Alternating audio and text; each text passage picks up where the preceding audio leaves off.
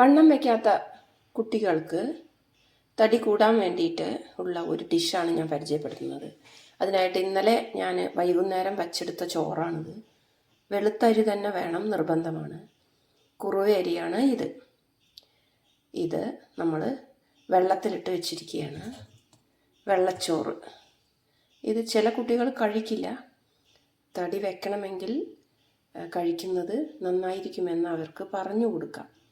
കഴിച്ചു കഴിഞ്ഞാൽ തീർച്ചയായും തടി ഉണ്ടാവും, ആരോഗ്യം ഉണ്ടാവും എന്നുള്ളതാണ് ഈ ഒരു വെള്ളച്ചോറിൻ്റെ പ്രത്യേകത. നല്ല ആരോഗ്യത്തോടു കൂടി നല്ല എല്ലാ പണിയും ചെയ്യാനുള്ള ഒരു ഉന്മേഷവും ഉത്സാഹവും ഒക്കെ കിട്ടുകയും ചെയ്യും. ഇനി ഇതെങ്ങനെയാണ് തയ്യാറാക്കുന്നത് എന്ന് നോക്കാം. കുട്ടികൾക്ക് ആവശ്യമുള്ള ചോറ് മാത്രം ഇങ്ങനെ ഒരു ഓട്ടുള്ള കയ്യിലുണ്ട് ഊറ്റിയെടുക്കാം. ഈ വെള്ളം ഊറ്റിക്കളഞ്ഞ് എടുക്കാം. ഞാനിവിടെ 2 ചട്ടുകമാണ് എടുക്കുന്നത്. പണ്ടൊക്കെ പണിക്കാർ ഇതാണ് കഴിക്കാറ്. കാരണം അവർക്ക് ദഹന സംബന്ധമായ ഒരു പ്രശ്നവും ഉണ്ടാവുകയുമില്ല. പണിയെടുക്കാൻ നല്ല ഉഷാറാണ്. വയറിന് നല്ല തണുപ്പ് നൽകും. ചൂടും ഒന്നും അനുഭവപ്പെടുകയുമില്ല. അപ്പോൾ ആവശ്യത്തിന് ഞാൻ ചോറ് കൂടെ എടുത്തിട്ടുണ്ട്. ചോറിലേക്ക് ആവശ്യമുള്ള ഉപ്പ് ചേർത്ത് കൊടുത്തിട്ടുണ്ട്. അതിനുശേഷം ഞാനിവിടെ നെയ്യൊക്കെ നീക്കിയ മോരാണ് ഞാൻ എടുക്കുന്നത്. ഏറ്റവും നല്ലത് കട്ടത്തൈരാണ്. അപ്പോൾ മുതിർന്നവർക്കിത് കട്ടത്തൈര് കൊളസ്ട്രോളിനൊക്കെ കാരണമാകും. അതിൽ നെയ്യുണ്ടല്ലോ.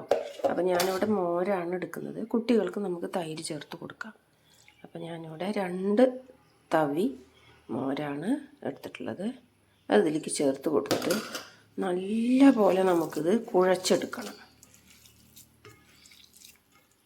എല്ലാ ഭാഗവും ഉപ്പും മോരും യോജിപ്പിച്ച് നമുക്കിത് കുഴച്ചെടുക്കാം.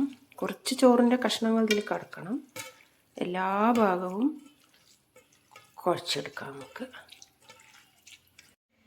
അതിനുശേഷം ചോറിങ്ങനെ ഒരു പ്ലേറ്റിലേക്ക് മാറ്റി കൊടുക്കണം. അപ്പോഴാണ് കുട്ടികൾ ഇത് കാണുമ്പോൾ കഴിക്കുക. ഇനി ഇതിലേക്ക് നല്ലൊരു പുളിഞ്ചമ്മന്തി ആയാലോ.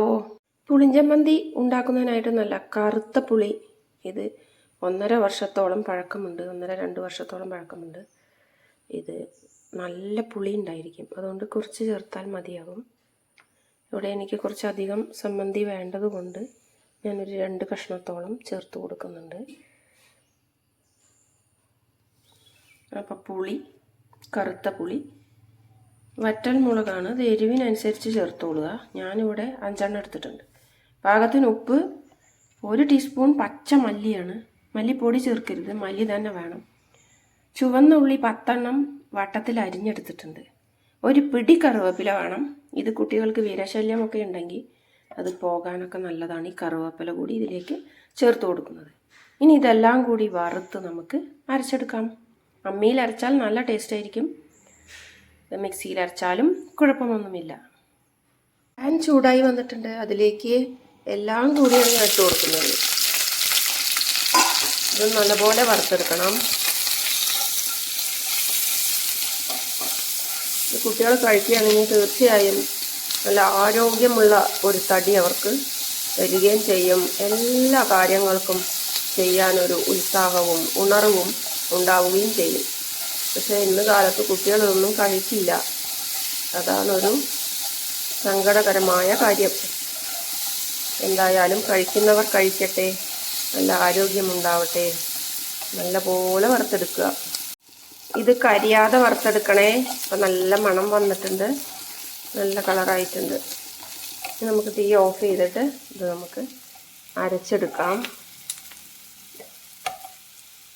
നമ്മുടെ പുളിഞ്ചമ്മന്തി റെഡി ആയിട്ടുണ്ട്. നല്ല ടേസ്റ്റാണ്. ചോറ് കൊണ്ടുപോകാനൊക്കെ നല്ലതാണ്. പക്ഷേ ഈ വെള്ളച്ചോറ് നമുക്ക് ഉച്ചയ്ക്ക് കൊടുത്തുവിടാൻ പറ്റില്ല, കേടുവരും. രാവിലെ വെറും വയറ്റിലാണിത് കഴിക്കേണ്ടത്. ഞങ്ങൾക്കെല്ലാം ചെറുപ്പത്തിൽ അമ്മ ആഴ്ചയ്ക്ക് 2 ദിവസം ഇത് തരുമായിരുന്നു.